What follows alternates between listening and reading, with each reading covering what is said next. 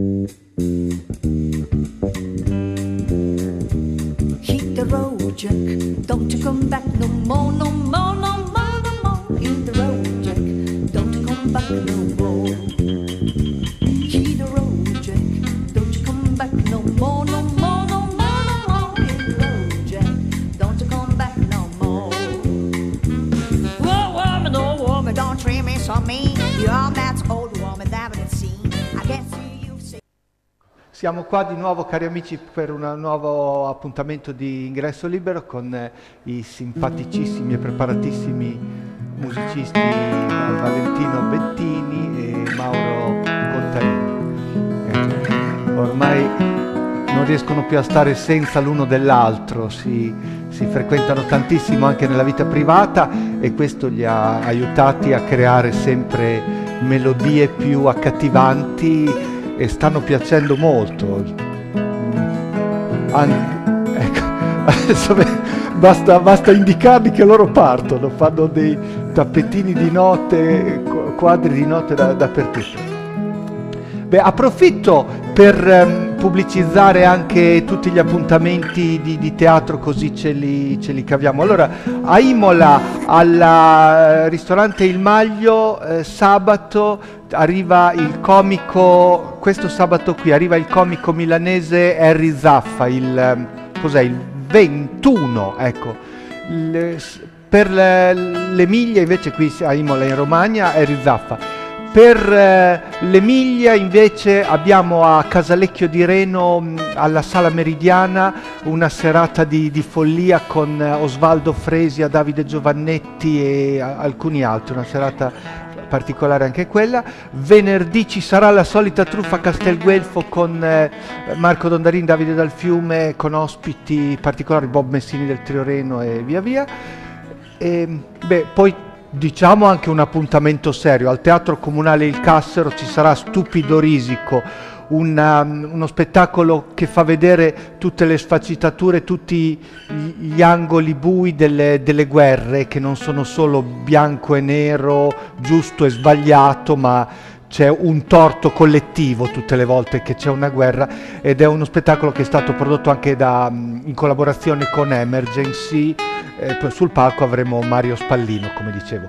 Gli ospiti, che questo è il 28, dalla regia mi correggono, lo ridico bene, ma mi sembrava di averlo detto bene, sarebbe sabato 28 gennaio al Teatro Comunale Cassero alle 21. E adesso chiamiamo gli ospiti, sono qui per questo. Con uno ho passato un po' del pomeriggio ad ascoltare tutte le attività, tutto il suo impegno che ormai più che ventennale, trentennale, sto parlando di Mario Bernabé.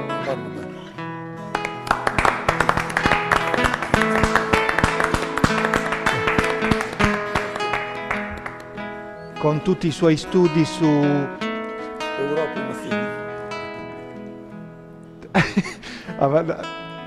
Beh, adesso andiamo avanti, ci innamoriamo però se non facciamo anche delle pause. Vabbè, allora poi abbiamo Marcello, il nostro Marcello Romeo, cantautore. Cioè, te hai una tua andatura, perché hai copiato la sua? Ognuno deve venire con L'ho fatto la uguale, sua. perché lo dovevo fare uguale. La volevi fare uguale? Sì. Poi abbiamo il regista, l'avrete già visto diverse volte, Antonio Pizzurro. Buonasera. Ecco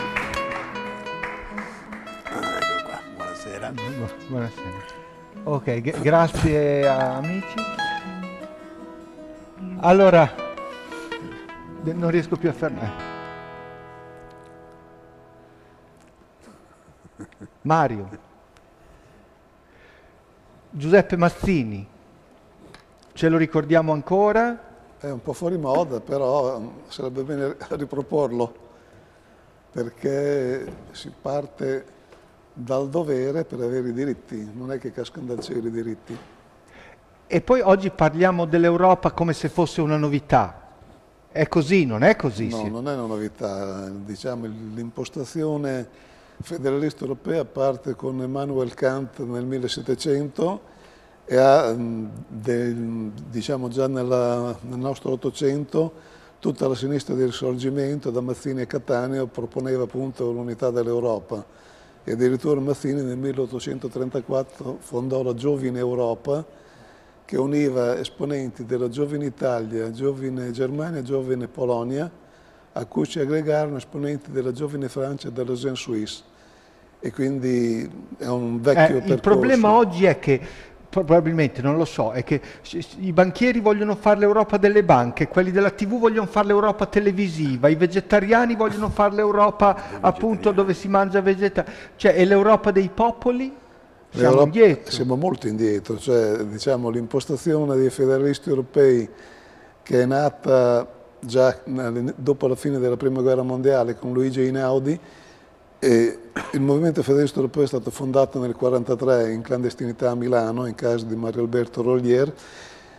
Proponevano un'Europa ben diversa da quella che si è venuta realizzando. Lei dia pure dei dati, ma cerchi anche non solo di dare dei dati, ma di fargli capire le motivazioni, così in maniera che portiamo a casa qualcosa stasera. Praticamente... Che diventiamo suoi soci, in un certo senso. Il discorso, il Parlamento europeo in pratica non ha veri poteri, cioè, quando si parla... Ecco, cosa l'Europa, in realtà... Si dà la colpa al Parlamento europeo che non legifera bene. No, non legifera, cioè dà delle proposte, però le decisioni vengono prese nelle riunioni semestrali dei capi di Stato e di Governo nazionali. Che sarebbero la Merkel, tutti i capi di governo dell'Europa, cioè che si trovano ogni 6 mesi, e loro decidono, sono capi di governo nazionali che decidono per l'Europa. Poi, allora lei sta dicendo che loro fanno finta di rimanere sorpresi da decisioni che in realtà loro avevano anticipato. Che prendono loro, cioè la decisione la prendono i capi di Stato e di governo nazionali. Quindi una cosa l'abbiamo imparata allora già adesso. Già un punto fermo, una cosa l'abbiamo imparata. Che parliamo di niente spesso. Sì, perché quando si parla dell'Europa come matrigna malevola, in realtà sono i capi di Stato e di governo nazionali che decidono. Poi se le decisioni sono impopolari, ma ce l'ha imposto l'Europa, che sembra qualcosa di aleatorio, che in realtà sono loro. No, perché del resto effettivamente chi comanda più dei capi di Stato di ogni singola nazione? Non è che comandano i portaborse o... No, attualmente comandano ancora, purtroppo, perché poi in realtà il potere vero non l'hanno neanche gli capi di Stato e di governo nazionale, cioè l'economia travalica i confini, le multinazionali vanno nel mondo dove hanno le condizioni fiscali migliori, per cui anche questo è un limite. Cioè, ecco, quindi lei propone subito un fiscalismo uniformato. Certo, attualmente è indispensabile. Perché se no l'Antonio mi può andare a pagare le tasse in Liechtenstein, dove può andare a Lussemburgo. Sì, certo. Beh, faccio l'immigrazione dei pensionati. No, quella è un'altra cosa ancora. Quella per l'Europa, poi alla fine. Voglio dire, ci sono degli stati europei dove c'è una tassazione più favorevole. Certo, infatti va uniformata. La Spagna. E poi c'è il problema delle grandi migrazioni, che è un problema economico fondamentalmente. Quindi lei si occupa anche molto di federalismo, c'è in ignoranza sul federalismo, c'è chi crede che i federalisti siano quelli che sono i tifosi di Federer, il tennista. O di Fedez, il cantante. Sì, anche. No, in realtà sono federalisti. È poco conosciuto tutto, cioè, diciamo che il limite che l'opinione pubblica non viene informata adeguatamente, non so se è disinteressato oppure i problemi economici travalicano gli interessi culturali, però in realtà non c'è una vera informazione sugli argomenti, né su quelli storici né su quelli politici concreti attuali, insomma. E quindi tu che ti occupi invece di musica è un argomento che canti, quello dell'Europa, dei popoli, o parli solo del... No, sono molto attratto da alcune situazioni musicali. Mi piaceva l'area mitteleuropea come musica iniziale, poi mi è piaciuto moltissimo, non so, per esempio la musica che viene da certi paesi tipo l'Inghilterra, tipo l'Irlanda. Per esempio Alan Stivell, sono cresciuto con le musiche di Alan Stivell, che poi dopo in Italia sono state riportate da Branduardi, ricordiamo tutti Canzoni per un malandrino. Quindi i musicisti in un certo senso sono quelli che sono più avanti, perché dicono pure la musica è un linguaggio universale, forse voi musicisti siete proprio più avanti di tutti come modo di comunicare. Voi incontrate un musicista messicano, vi mettete a dialogare in note. Se lo dici te è No, io lo chiedo. No, ma può essere vero. Ma non nel lo chiedo a senso te, che a non è lui. che siamo più avanti, è che lo fai e basta. Lo fai e basta. Sei messicano, prendi la chitarra, provo che io suono la tua musica e basta, non è... Ma se si va in un posto ci sono degli strumenti, c'è un pianoforte, c'è una batteria, ci sono dei fiati, ci sono le chitarre e tutti sappiamo suonare, siamo di varie nazionalità. Io so, si capisce già a seconda dallo strumento che scegli più o meno qual è l'usanza più facile. Per esempio, se ci sono dei nigeriani o ci sono dei sub-sahariani, è chiaro che se c'è uno strumento dove si batte e si fa una percussione, dei congas eccetera, loro vanno subito là. Oppure se ci sono delle chitarre, se c'è un pianoforte, ognuno di noi sceglie il suo e poi si mette a suonare, non importa mica la razza, la nazionalità, i confini. Sei uscito con dei nuovi lavori recentemente? Sì, io sono uscito con un disco adesso riprodotto dalla Irma Records, però è Smoothie Jazz, non è da cantautore, insieme a Massimo Greco, che è il flicorno di zucchero, la tromba di zucchero, che adesso lavora con Ligabue e che saluto, se per caso ci vede. Guarda solo noi, Ligabue. Lui guarda solo noi, Ligabue guarda solo noi. No, guarda, hanno chiesto di seguire però è un altre disco di jazz, invece come cantautorato sto registrando. Te sarai un bravo musicista, ma sei anche un bravo parlatore, perché non riesco a inserirmi. Mi occupo di comunicazione. Sì. Antonio, no, perché lui mi diceva, io quando parlo... Antonio lui parla... Pizzuto, No, adesso non è che voglio parlare per principio. mi facevi dei idee, come dire, ma voglio dire che comunque l'arte è sempre stata parlato, trasversale rispetto ai nazionalismi, salvo che non ci fossero dei nazionalismi che compravano l'arte, che utilizzavano l'arte per autopromuoversi, ma questi qui erano eventi legati, non so, al nazismo, al fascismo. c'è stata una sentenza... L'episodio di Toscanini a Bologna, Sì, esatto. quando fu schiaffeggiato da fascisti bolognesi. Che venne schiaffeggiato. Beh, c'è stato qualche caso di arte nazionalizzata, Sì, non no, ma tanti questi nella storia. sono tentativi di comprare l'arte da parte di alcuni regimi. Insomma, l'arte può essere al servizio certo. del potere o può essere al servizio tendenzialmente, insomma, E quando è libera è sui muri trasversale. Viva Verdi, invece era Viva Vittorio Emanuele d'Italia. Ma allora era al servizio della libertà, diciamo tra virgolette, no? Certo. Quindi sì, anche come strumento di antiregime, certo. Se guardiamo il Cile, se guardiamo i paesi dove c'erano le dittature in Sud America. Comunque abbiamo buttato lì alcuni semi, alcuni argomenti che vogliamo approfondire. Adesso ci colleghiamo con i cicloraduni dove si vedono appunto alcuni italiani che hanno fatto dello sport un modo per rilassarsi, in questo caso del ciclismo. La Bruna ce li manda.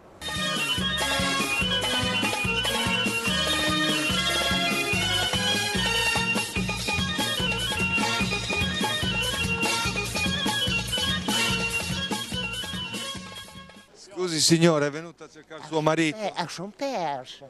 Ero la cop che cercavo il pangrattato, mi sono persa.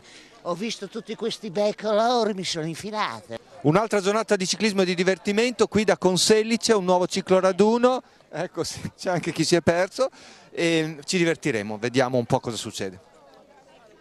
Dicono che la salita più impegnativa del mondo è in America, ha una lunghezza di 150 metri e una pendenza del 37%. Oh, io non lo so, ma stamattina ho fatto la salita lì del Cavalcavia, l'ho trovata molto ma molto dura. La salita, diciamo, è la sostanza del ciclismo, è lì che si vede. La salita sì, è la sostanza del ciclismo, però è fatica andare in salita, meglio la discesa. Quindi lei è un discesista, non un salitista? Io sono un discesista. Ecco, si va forte, si fa poca fatica e si gode al massimo. La bicicletta, che valori gli ha insegnato a lei? Di star bene, perché io quando vado in bici dopo mi sento più sciolto, più rilassato, sto molto meglio. Se no è nervoso, litiga con tutti. L'educazione dei bambini è una cosa seria. Io ho visto l'altro giorno un bambino che piangeva. Babbo, mi compri i coriandoli? E il babbo, no, perché l'anno scorso li hai buttati via tutti. Dai, ridi. Io interiorizzo, io l'ho apprezzata dentro. Anch'io ieri sera quando lei faceva il comico. Cioè, abbiamo fatto quasi tutti i raduni quest'anno. Prima cosa facevate? Stavamo a letto il sabato mattina, dormivamo. Abbiamo una bicicletta di bambù, stiamo cercando qualcuno che la collaudi, dovrebbe usarla, noi gliela diamo gratis. Io vado bene perché sono leggero, lo posso... a parte che col bambù non c'è problema, perché è resistente. Perché queste qui attirano i fulmini nei temporali col Esatto, carbonio. invece il bambù va bene, va benissimo. Allora gliela Perché portiamo. poi io vado anche a pescare, no? Quando ho cominciato da piccolo usavo le canne di bambù e adesso uso il carbonio. Adesso torniamo indietro. A Lugo c'è delle strade che sono impossibili. C'è anche sua moglie, vedo qui. Sì, Signora! sì, signora. È con lei. Un'amica, una donna quella lei, dai. Che va via. Perché va via, ma tu lì la roba sono... Guardi anche il nostro Stato italiano che finalmente è in forma. Molto. Le cose finalmente vanno a regola d'arte. Esatto. Ci sono di nuovo valori, la gente si impegna per gli altri. Sì, esatto, sì. Tanto si impegnano. Ha visto i tesorieri sono molto preoccupati che il denaro vada dove deve andare. Per loro? Per loro chi? Per loro, per i tesorieri. Sarà l'eccezione che conferma la regola. No, è tutta un'eccezione.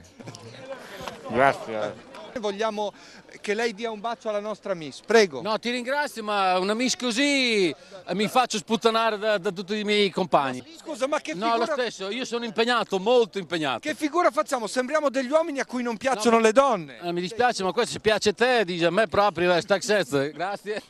È vero che hai sempre avuto la passione? Sempre. Prima facevo il pugilato, dopo mi sono messo nel ciclismo. Beh, col pugilato com'è andato? Ma è andato bene, sì, faccio il dilettantismo, non è che... La statistica delle gare vinte, perse, pareggiate, la tua è in bilancio positivo? È in bilancio positivo, sì. Cioè sono più quelli che sono andati giù loro che quelli che sono andati... No, non sono andati, no, tutto va bene. Punti? Tutto, sì, va benissimo. Un donnaiuolo, un donnaiuolo. Ecco, gli abbiamo trovato la donna, visto? Dio vede, Dio provvede. Ecco, di queste ne ho già anche a casa. Sicura? Sì, Sa che è un bell'uomo lei. Ma grazie, la ringrazio. Ci farò un pensierino. Ecco, però, però le donne come lei non mi piacciono tanto. C'era qui una ragazza bellissima, stavo cercando di intortarla, ma... Sono arrivato io. Non ce l'ho fatta, quindi si vede che quella salita lì, quel cavalcavia mi ha distrutto.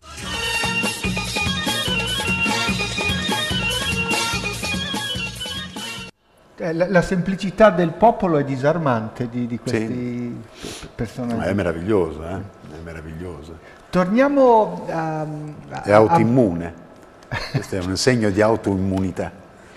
Cioè che qualunque cosa succeda... Sì, alla fine le cose del mondo feriscono meno di quello che pensiamo guardando questa cosa, no? Qui c'è, perché mi ha dato questo articolo Mario? L'inno bistrattato di Mameli provvisorio da 70 anni, cioè? Perché praticamente l'inno di Mameli è il nostro inno nazionale perché Mameli alla difesa della Repubblica Romana è morto e aveva giovanissimo composto quest'inno e attualmente c'è chi lo critica che vorrebbe sostituirlo con musica sinfonica. Secondo me merita di essere mantenuto e ricordato. Beh, comunque ce l'abbiamo ancora. Sì, certo. Però... Cioè, se un lavoratore a tempo determinato dura 70 anni vuol dire che arriva alla pensione, certo. va bene. Va alla candela di mantenerlo. E oltre. È bello poi. È bello, come inno è bello, a me piace molto. Le dà soddisfazione però vedere che adesso ha catturato l'interesse, adesso Antonio ha preso il suo articolo che è stato pubblicato sul Corriere della Sera? No, mi sono rimasto colpito da questo.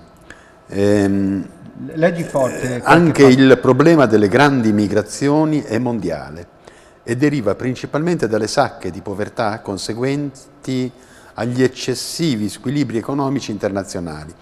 Cioè, praticamente questi movimenti migratori che noi consideriamo un'emergenza, ecco, non è emergenziale questa condizione.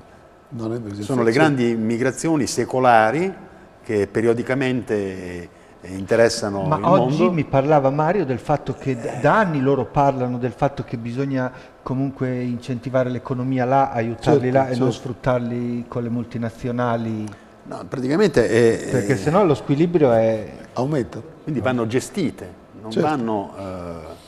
non si possono fermare. Non sono vere emergenze, insomma, cioè, Esatto. è un fatto razionale, purtroppo.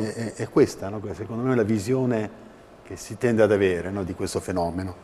Cioè, sembra un'emergenza, ma non lo è, non lo è. Qui sono dei popoli interi che si spostano, come è accaduto nel Medioevo, come è accaduto nell'antichità, con le Poi grandi c'è un altro migrazioni. fenomeno. Io negli fine anni 80, primi anni 90, per questioni lavorative e di studio, mi recavo spesso in Africa, in Ruanda, Tanzania, Burundi, Uganda, Zaire. E mi accorgevo... Dappertutto. Sì, perché andavo lì nelle missioni. E mi ricordo che c'era un fenomeno di migrazione interna africana pazzesca fra Hutu, Tutsi, Wamutiti, Masai, eccetera, queste nazioni intere che si spostavano, rifugiati politici perché insorgeva una certa etnia in un paese e quindi l'etnia dominante cacciava via l'altra, perché sennò veniva decimata, quell'altra scappava e finiva in un'altra nazione. Quindi c'erano questi flussi migratori enormi anche allora in Africa, fra le stesse regioni africane. Tu l'hai conosciuto Giovanni Bersani di Bologna? Non lo ricordo. No. Parli pur forte, c'hai il microfono Sì, perché no, si senta. Perché Giovanni Bersani di Bologna è morto centenario l'anno scorso, è stato europarlamentare del Partito Popolare. Lui Giovanni Bersani. Si aveva fondato... Ma il babbo di... No. No. Il babbo del Bersani. E aveva fondato il CEFA, Centro Europeo di Formazione Agraria, per aiutare il terzo mondo là, attraverso finanziamenti europei, e con le convenzioni, la prima a Lomé, la seconda a Yaoundé, fecero grandi iniziative in questo senso, però temo che nel frattempo le cose siano andate finendo. Addirittura adesso abbiamo delle multinazionali che certo. brevettano quasi delle sementi particolari. Sì. Ho conosciuto Bersani a Palazzo Loop una decina di anni fa. Immagino. 10 anni fa, 12 anni fa, a Palazzo Loop, adesso mi ricordate. In tanti musicisti si sono preparati, avevano paura che gli rosicchiassero cosa stai presentando? Sta parlando al pubblico? Prego. Mi ero bloccato un attimo. Dai. Di Bambù. Lo sai, Davide, a proposito, che io 3 mesi fa, in occasione del pellegrinaggio, mi sono aggregato a un gruppo di ciclisti professionisti, sono andato a Roma in bici, Sì, ma del ciclismo ne parlavamo prima, adesso stava parlando, cioè eri rimasto al video di prima. Hai riflessi che sono sminuiti, cioè sono a distanza di 2 minuti, vanno di 2 in 2. È bella la beretta, è bella quella beretta lì. Alla fine hai scelto, l'hai messa ai voti. Cioè, alla fine ti hanno interrotto, Mario. Allora dai, interrotto per interrotto, chiudiamo il tempo con un vostro brano. Che brano fai? Wood Ballet. Se non hai dialetto, vai. Non spiegarlo perché finisce il tempo, fallo.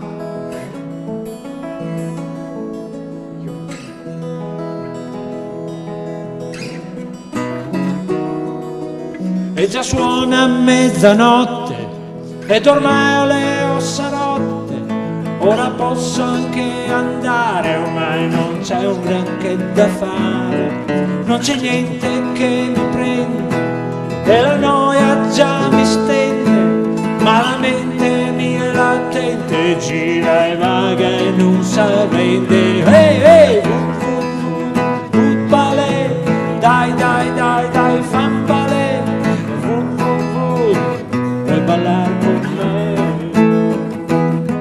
Vuoi ballar con me sotto la luna? Senti questo piede, vedrai le stelle. Voglio toccare la tua mano e dirti che ti amo. Vuoi ballar con me? Voglio ammirarti, alzarti e muovere i tuoi piedi. Voglio vedere il tuo seno sballottare come in treno. Wood ballet, dai, fan ballet. Vuoi ballar con me? Wood ballet, dai, fan ballet. Vuoi ballar con me? Don't you come back no more, no more.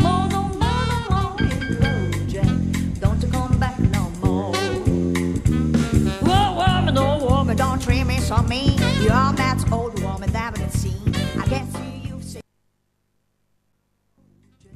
Don't you come back no more, no more, no more, no more. Hit the road, Jack. Don't you come back no more. Oh woman, don't treat me so mean. You're that old woman that I've seen. I guess you've seen. Ecco, siamo tornati in studio. Quanti anni ha questa canzone? Molti. Quanti? Penso risale al 1986. Più di quello, cioè una trentina d'anni. Certo, la scrissi quando dovevo... Non sei mica più così te adesso mentalmente, se predisponi... Ma la finì in treno, mentre andavo a lavorare a Bologna, mi diede l'ispirazione un giorno che il treno frenò improvvisamente. Io dormivo. Ti ha rimescolato i pensieri? No, una frenata improvvisa prima della stazione di Bologna mi è piombato in braccio, diciamo, il seno in faccia di una bellissima studente. Che bella!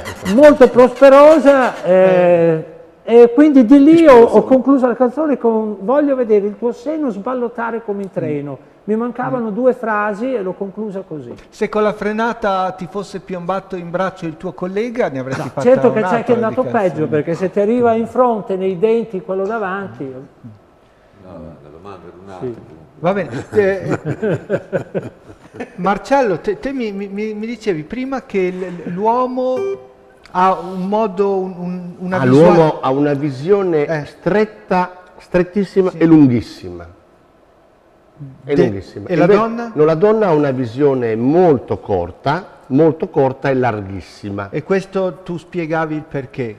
Infatti una donna non ha bisogno di girare la testa per guardare un uomo. Sì, ma perché l'uomo ce l'ha lunga? L'uomo ha questa visione lunga e stretta perché ancestralmente nella preistoria doveva rincorrere le prede e rincorrendo le prede doveva vedere una preda lontanissima in mezzo alla foresta e la rincorreva. Invece la donna, la femmina, stava dentro una grotta, la grotta ha un'entrata e un'uscita, quindi si metteva in maniera da poter controllare le 2 uscite, aveva il muro davanti della grotta, i piccoli, affinché non venissero ghermiti dai nemici, e poteva controllare le 2 entrate, quindi tant'è vero che la donna ha sviluppato una visione laterale molto ma molto superiore a quella degli uomini. Tant'è vero che una donna riesce a vedere un uomo, a guardare anche i calzini, il colore che ha i calzini, senza girare la testa. L'uomo invece per guardare una donna deve girare la testa. E l'uomo ha sviluppato questa visuale stretta e lunghissima per vedere le prede lontanissime. E di queste prede che cosa vede? Prede in fuga? Quindi cioè? di schiena? Cioè vede il... lato B. Vede il lato B, perfetto. E infatti non è contento se non vede quello, perché se vede una donna, la vede lontanissimo, che è una gran bella, insomma, però non è contento se non la vede girata. Tant'è vero, se tu esci con tua moglie da un supermercato e hai il carrello davanti e stai andando fuori, no? E c'è una donna bellissima là avanti che sta venendo incontro. L'uomo l'ha già vista subito. L'ha vista subito perché ha una vista lunghissima. La donna no, se ne accorge solo quando entra nella sfera del suo raggio visivo di azione. E quando arriva, l'uomo intanto l'ha già vista da tanto, vede che viene avanti, ma non è contento perché vede solo il davanti. Non è contento. E allora cosa succede? Che quando entra nel raggio della vista della donna, la donna dice: "Oh, amore, hai visto che bella ragazza?" E l'uomo cosa fa? "No, dov'è?" Capito? Ecco, spiegata la comunicazione visiva diversa dell'uomo e della donna. Dai, è interessante. Non l'ho detta io. Qui magari passiamo da un argomento all'altro. Giusto, con estrema la vita deve essere varia. Dalla situazione familiare. E poi a proposito di uomini e donne, no? Storicamente c'è una separazione dei ruoli nel quotidiano. La donna che si occupa più della casa e dei figli, l'uomo che si occupa di altre cose, eccetera. E la cosa divertente è quando abbiamo dei single che per forza di cose nel loro quotidiano devono assumere un ruolo un po' più totale, no?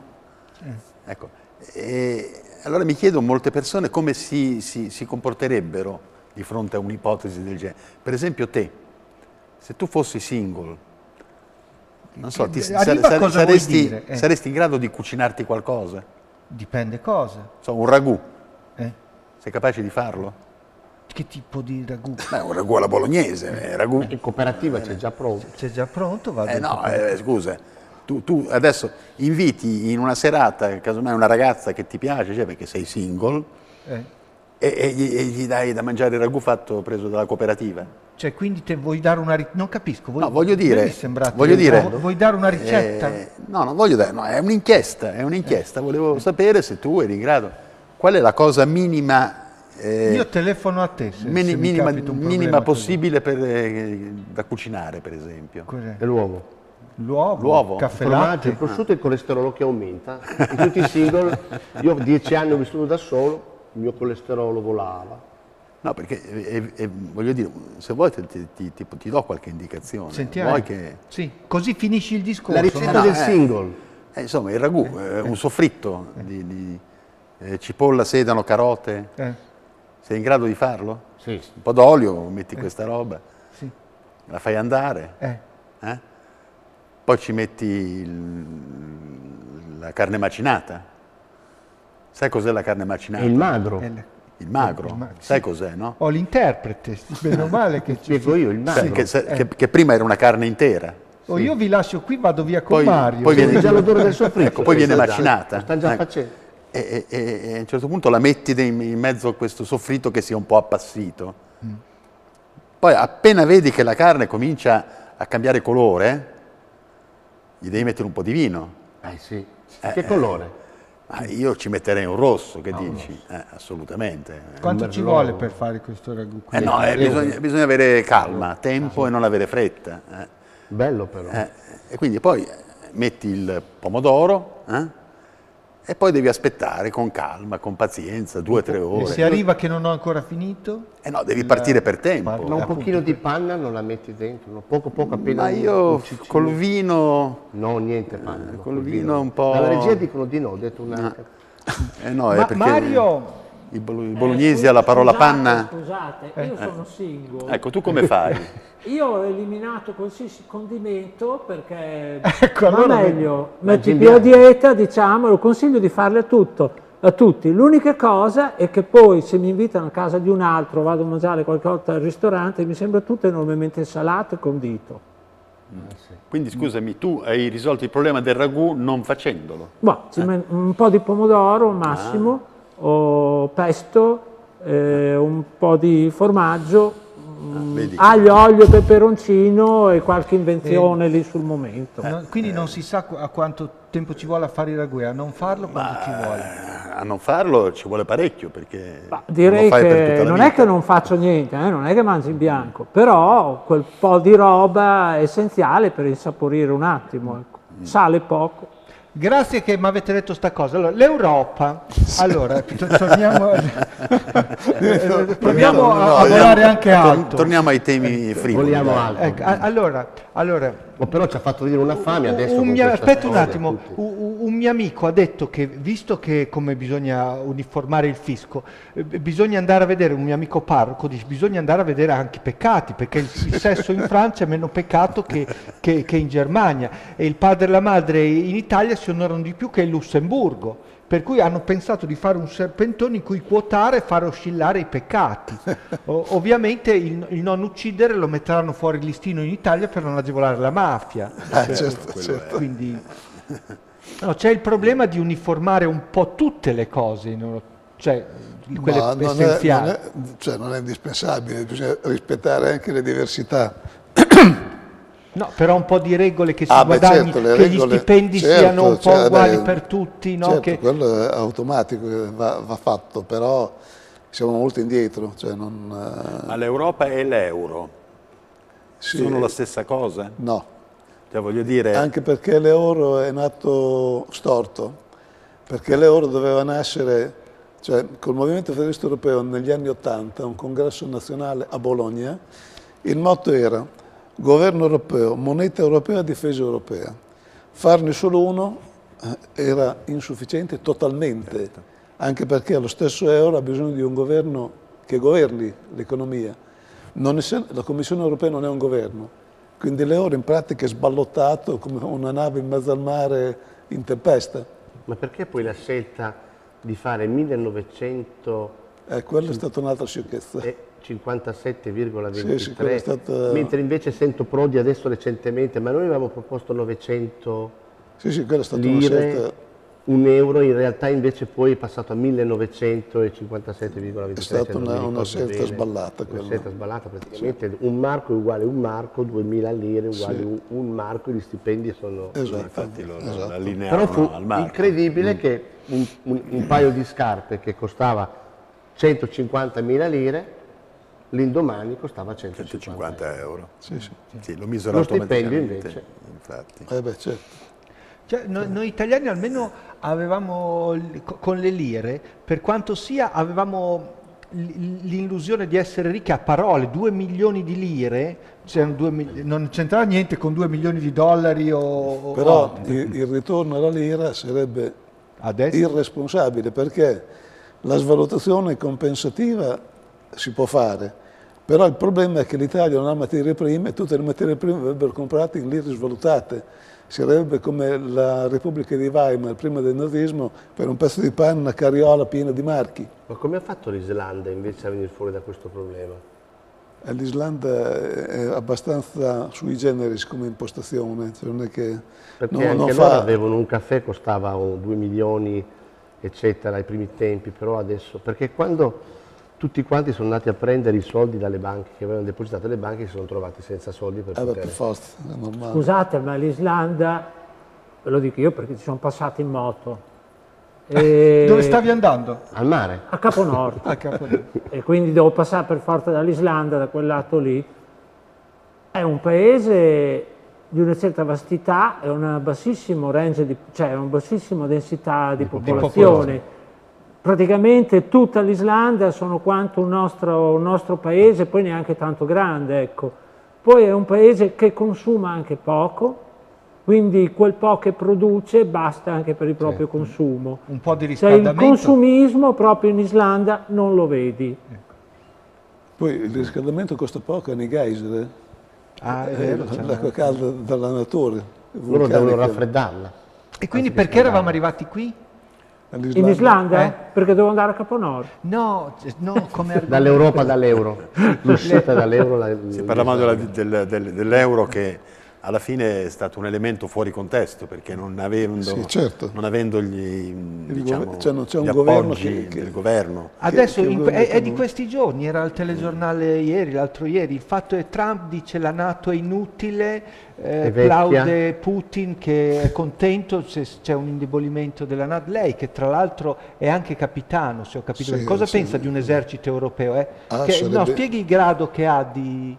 Niente, sono un primo capitano della riserva di complemento in congedo definitivo per ragioni anagrafiche, però diciamo anche in quel campo lì si spenderebbe molto meno avere un esercito unico che tutti questi eserciti nazionali, perché come acquisti si farebbe un acquisto unico, non tutto parcellato. Si pensa che si dovrebbe spendere un 50% in meno delle spese militari attuali con l'esercito europeo. Addirittura. Sì. Quindi, tra l'altro noi avendo molte coste, certo. siamo tra quelli che spendono forse di più. Cioè spenderemo il 50% in meno, dicono. Quindi, però anche lì è difficile perché ci sono poche conoscenze, ci sono anche il discorso, il numero di generali dei vari eserciti calerebbero di sicuro in un esercito europeo. Se in Italia diamo adesso cifra a caso 1000 generali, dopo ne avremo 100, ecco, quindi anche lì... quindi bisogna difendere dei posti di lavoro. Anche quello. Si possono riconvertire. Occupazionale diventa. Una difesa anche dei privilegi, Ecco, ogni Stato avrà i suoi, esatto. quindi Il problema è quello. temono di perderli, è chiaro che... È come la riduzione. Però dei governanti lungimiranti i posti che perdono in un settore li recuperano poi in un altro settore che... C'è l'aggettivo lungimiranti che non lo vedo molto attuale. Lungi e miranti. Sì, esatto. Dai, è comunque interessante anche perché poi alla fine quello che noi vediamo comunemente è un iceberg, Certo. che è l'Europa, però immaginare cosa c'è sotto, cosa c'è dietro, quindi anche il motivo di certe resistenze, ma anche l'atteggiamento di Trump, questo abbraccio così affettuoso con Putin, ma il dubbio che forse una cambialina con Putin ce l'abbia? Lo chiedi a me, io sono l'ultimo a sapere le tu le cose. sai le Gli americani i comici sanno sempre adottano qualcosa molto più la degli validation, gli americani di potere. La validation, io mi occupo un po' di comunicazione. La validation, facciamo un esempio, c'è in America c'è un poliziotto di notte che riceve le denunce. Arriva un tizio, si siede e dice: io in casa mia ho 2 fantasmi. E lui dice: no, i fantasmi non esistono, no, i fantasmi esistono, si prendono a parole e non ne vengono fuori. Allora invece io sono il poliziotto e tu mi dici che in casa tua hai 2 fantasmi, prova. Signor poliziotto, in casa mia ho 2 fantasmi. Ah, perfetto, a che ora li vede? Fra le 11 e mezzanotte. Sono maschi o femmine? Ma mi sembra una coppia. Perfetto. Vi faccio una cosa, adesso dovrebbe cercare di capire come si chiamino e poi a che ora appaiono, a giorni alterni o tutti i giorni? Ma direi a giorni alterni. I nomi sono uno si chiama Achille, il È maschio. sicuro? Assolutamente. Benissimo. Ho sentito Questa è che la parlavano validation. fra loro. Questa è la Sentivo validation. che discutevano. Per un attimo ho temuto che non finiste più. Mi è venuto una... Ma invece in Italia come una funziona? cosa- stavo male. Non è vero. Lo rifacciamo all'italiano. Ascoltate, Buongiorno maresciallo, mi scusi se... Me lo dica pure, avanti. Ecco, dica no, pure. io glielo devo dire. non finite Me lo dica, più, me è lo vero. In casa io ho 2 fantasmi. 2 fantasmi. Consigli per... Ah, va là, 2 Vediamo che fantasmi. video ci manda la Bruna. No, va là, 2 fantasmi. Saranno 3-4. Ci hanno chiesto degli spettatori di rivedere qualcuno degli ospiti più graditi in trasmissione, dei più preparati. Vediamo chi hanno scelto dalla regia. Sarò banale perché sto pensando a un oggetto e che è legato a una figura che per me è stata importantissima, Lucio Fulci, un regista cosiddetto, come si dice una volta, di serie B, però il papà di Totò, l'inventore di Franco e Ciccio, il più importante regista horror negli anni '80, Zombie 2, quella villa accanto al cimitero, Paura nella città dei morti viventi. Insomma, Fulci, con cui avevo un rapporto quasi quotidiano, mi ha lasciato una sceneggiatura inedita, mi ha donato una sua sceneggiatura inedita con una frase che io trovo veramente commovente. Ad uno studioso dei minori del Novecento, un minore del Novecento, Lucio Fulci. Comunque una trasmissione su Fulci e Bava andrebbe fatta. Che meraviglia! Io credo, parlando di doni, credo che la cosa più giusta l'abbia detta Orson Welles. Cosa ha detto Orson Welles? Che c'è Valentina che reclama attenzioni. Prima Orson Welles, poi Valentina. Orson Welles ha detto che la tecnica, cioè quindi per fare cinema si impara in 3 giorni, ma l'importante è sapere poi come la si deve usare, quello ce l'hai dentro. C'è un film che hai visto a Venezia recentemente che consigli assolutamente a tutti, che è quello che dovrebbero andare a vedere? Ma te ne cito 2 in un gioco. A me ne bastava uno. Però ma allora te ne cito uno. No, va bene anche te ne cito uno, ma uno purtroppo è già scomparso, perché purtroppo ecco. I film escono, stanno in sala una settimana e poi scompaiono, ed è Marguerite di Xavier Giannelli, un regista francese che ha fatto una commedia anche nera, se vogliamo, sulla donna più stonata del mondo. Che non è il caso della nostra cantante di cui non era assolutamente consapevole. È una storia vera. La protagonista era una attrice, una cantante miliardaria americana, Xavier ha fatto un'operazione di trasposizione in Francia, nella Francia della Belle Époque, però il film è raffinatissimo, intelligentissimo, giocato su una serie di patologie, perché ovviamente sta donna, poveretta, è pazza, ma sono più pazzi quelli che la circondano e la assecondano. Però il film, nonostante appunto sia un film di raffinata crudeltà, se vogliamo, è rimasto in sala una settimana. Quindi noi anche volendo non possiamo più andarlo a vedere, dove possiamo trovarlo? Nelle rassegne o in attesa auspicabile di un DVD o di un Blu-ray, perché appunto, ripeto, c'è in sala anche i film italiani, Per amor vostro, di Gaudino, per esempio, o no, The Big Splash deve ancora uscire. L'attesa di Messina sono stati, nonostante fossero film molto interessanti, in particolar modo proprio anche per la tradizione partenopea che è fulcro del film, sono stati fallimentari. No, il dramma è molto semplice, cioè, per motivi diversi siamo tutte persone che devono parlare e mi sembra di capire che ognuno abbia un suo bel tono di voce anche, però io faccio il mio esempio personale. Io ho recitato per diversi anni a teatro. Io l'ho conosciuta lì. Sì, io finisco per darvi del tuo. Beh, vorrei vedere. lei. A Mordano, però, ahimè, anche se mi chiamavano Carmelo Bruni.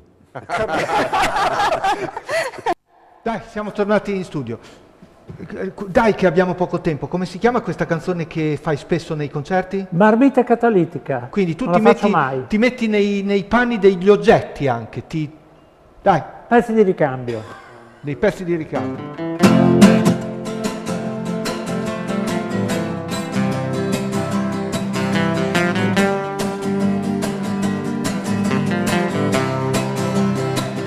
E ti trovo così stintica, marmita catalitica, c'è chi dice non inquina, poi si beve più benzina, c'è chi dice che è sicura, no, a me poi fai paura, lo sostengo fino in fondo, che preferisco il fondo, io ti trovo così stretta, poi in fondo sei anche grossa, tu opprimi il motore e poi fai un rancore, non si capisce bene se sputa cosa o benzene, la sola cosa certa è che non abbiamo scelta.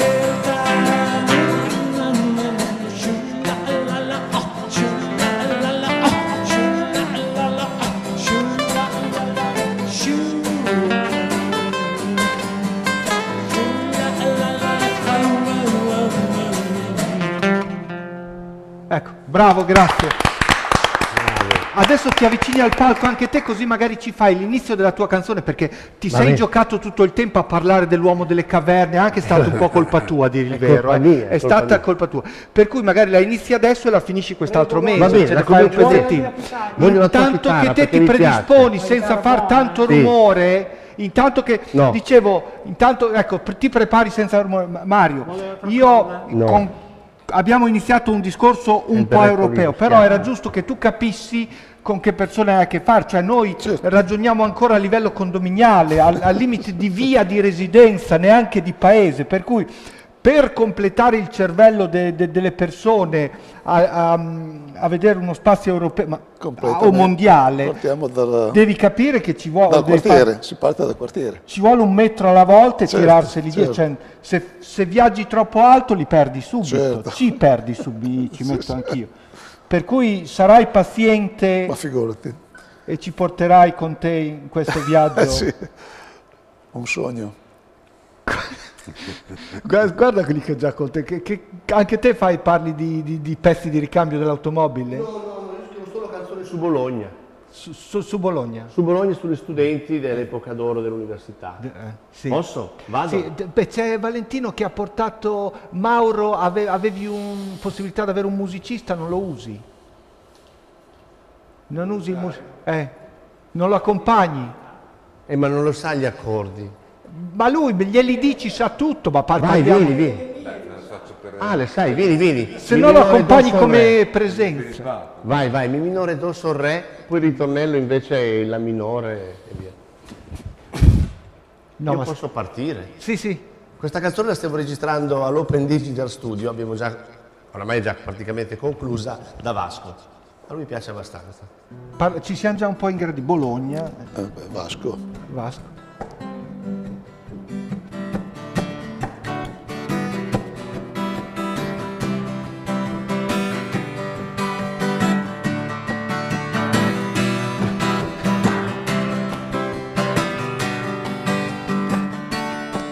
Valentino! Io la mia chitarra e te, sulla mia Vespa in tre.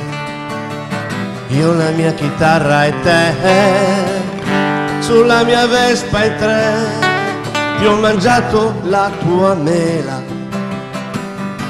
sarai risarcita, non riesco a pensare al tuo esame. Eri così affranta, complimenti o condoglianze. Ma che notte da matti, hai agitato i miei corti sogni e mi hai detto di andare.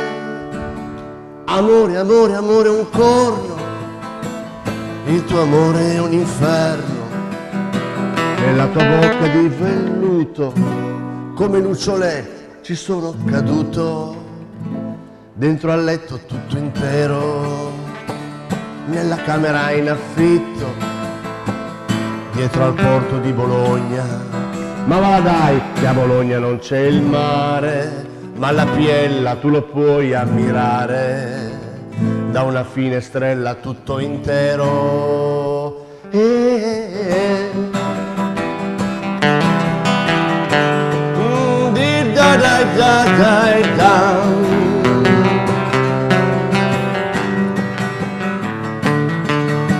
Studentessa fuori sede, ma quello fuori luogo ero io. Studentessa fuori corso ed una piccola mela che ho morso. Complimenti o condoglianze, ma che notte da matti. E allora in 4 e 48 me ne son dovuto andare. Amore, un corno, il tuo amore è un inferno. La tua bocca di velluto, come lucciole, ci sono caduto. Dentro al letto tutto intero.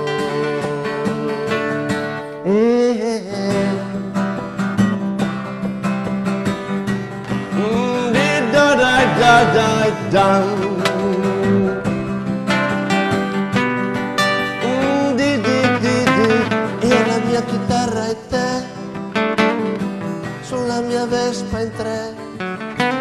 Io la mia chitarra e te, sulla mia Vespa in tre. Grazie Marcello. Grazie. Bella. In Europa ci vedono un po' pizza e mandolino, Ci sarà Ma un una volta. Adesso volta. no, No, non penso c'è di più no. questo stereotipo. No. No, infatti ci vedono anche mafia, Dai. spaghetti. Si vedono. Stiamo arrivando verso la fine. Ricordati che tu ci devi portare in Europa. Sì, certo. La nostra mentalità deve essere quella del vecchio continente. Speriamo. Ci vedi già molto vicini, ci Certo. vedi come tuoi discepoli Ma che prediletti, discepoli? quelli Sì. che ti possono dare più Siamo soddisfazione. compagni d'avventura. Compagni d'avventura. Sì. Ci porti con te ai prossimi convegni. Certo. Europa. Ciao Europa. Ciao Marcello, ciao Mauro, Ciao. Valentino, Antonio. Ciao ragazzi. Ciao. Jack, don't you come back no more, no more.